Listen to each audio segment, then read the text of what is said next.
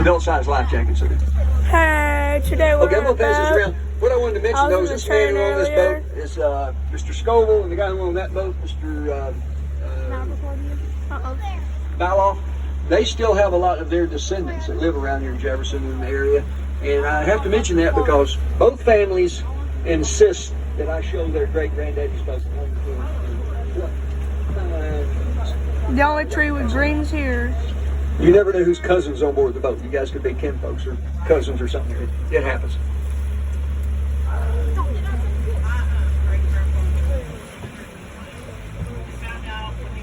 I took a picture. Take a video like going up there. Like set your phone right there so you can like look around at the same time. Take a video. Like that, yeah. Wow. Oh God. No, I don't want it to too tall. Right. Dude, it's not going so tall. Sure.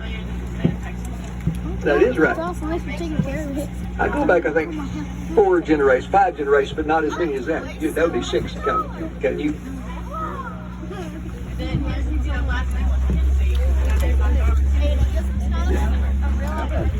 Isn't that cool? Don't lay out. Oh, sure you will. You're going to be touching the water yourself, too. Yeah, that genealogist ever told me that got to be a really, really big deal down here. People take it real serious. We found out some of these people's ancestors were horse thieves, but they were the best horse thieves that ever was, and they only stole the finest horses. You know what them old nags. Good beat. Here's something I'm this one's going to be on the test. I hope y'all pay attention. Now we got to do some academic stuff. It's supposed to be educational, but some people are curious about these odd roots on the cypress trees. These little pointed, spiky things you see sticking up all through here. People call them knees, but what it is just an odd thing. But part of cypress tree roots grow backwards. Part of their roots grow up instead of down. They do not become trees. They're just roots.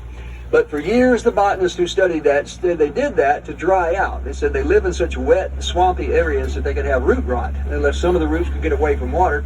And by coming up, they said they could evaporate some water, they could take in some oxygen, they could breathe and aerate and all that and keep the tree alive.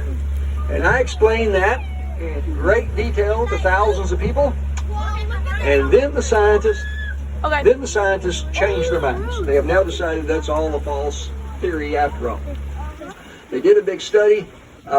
They spent over 10 years breaking everything down to cell structures and comparing them and all this stuff, and they published a book. And today they have now declared they don't know why those roots come up like that, but they can tell you they're not drying out. But other than not drying out, they don't know what to do. So if you guys grow up and get to be a scientist and get a grant, maybe you can study that too.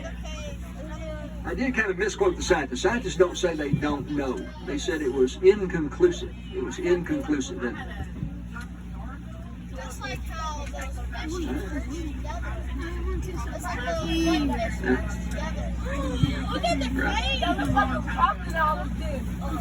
So kids, remember, if you have a test question you don't know the answer to, put inconclusive and see if that works for you.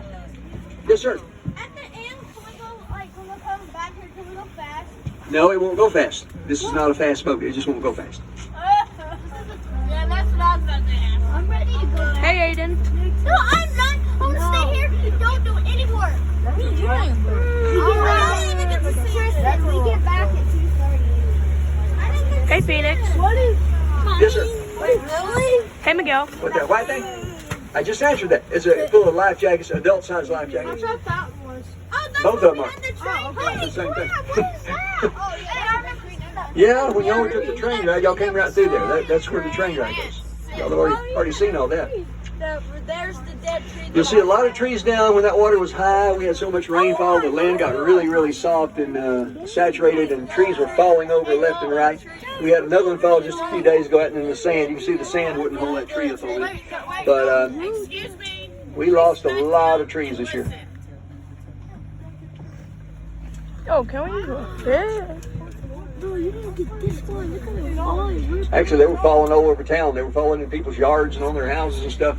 The ground just got so soft here, it just wouldn't hold up trees anymore.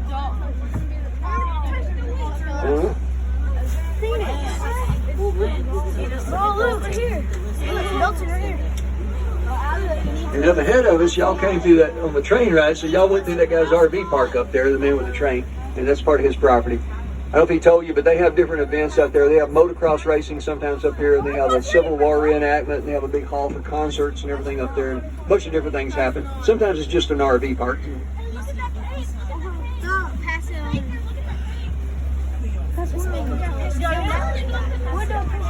It was probably done by Nutra. Nutra is kind of like a little beaver, like a little, bigger than a muskrat, smaller than a beaver, but they got tails like a rat. But they dig holes in the riverbanks.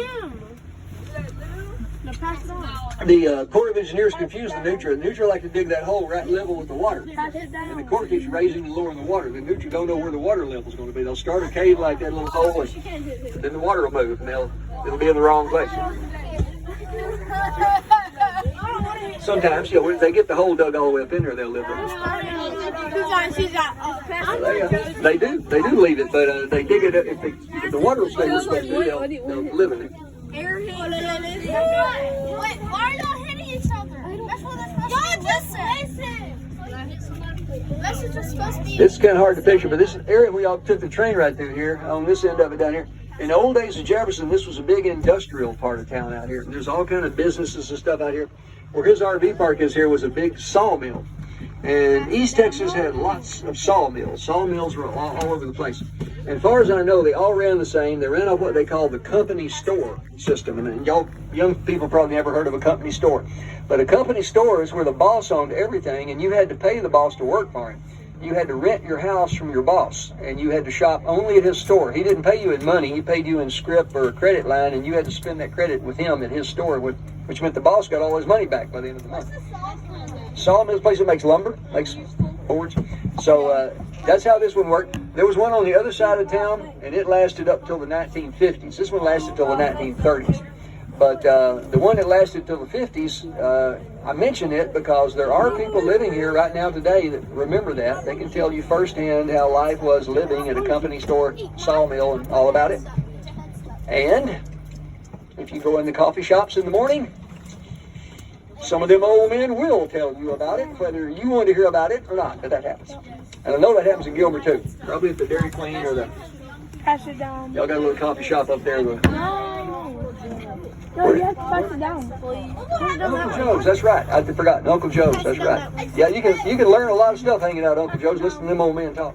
It's a woman.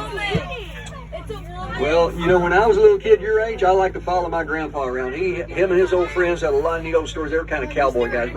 I'd follow them around, listen to them. Then as I got older, I still like to listen to them old men tell them stories. And guess what? Now I am one of them. You do that long enough, you get to be one of them old men sitting in the coffee shop talking. Something to look forward to. Yes, young lady. Pass it down. Have I ever caught an alligator? No. Well, it's legal in some certain cases, but I've never caught one. No. That guy who helped us get on the boat, he worked for the state for the wildlife department. He would catch them to move them. He had to help relocate some of them, but he used to catch them. Yeah. Y'all be quiet, I can't hear what he's saying. We used to eat fried alligator. Yeah, I'll eat fried alligator. I'll eat some. It's yummy. It's yummy.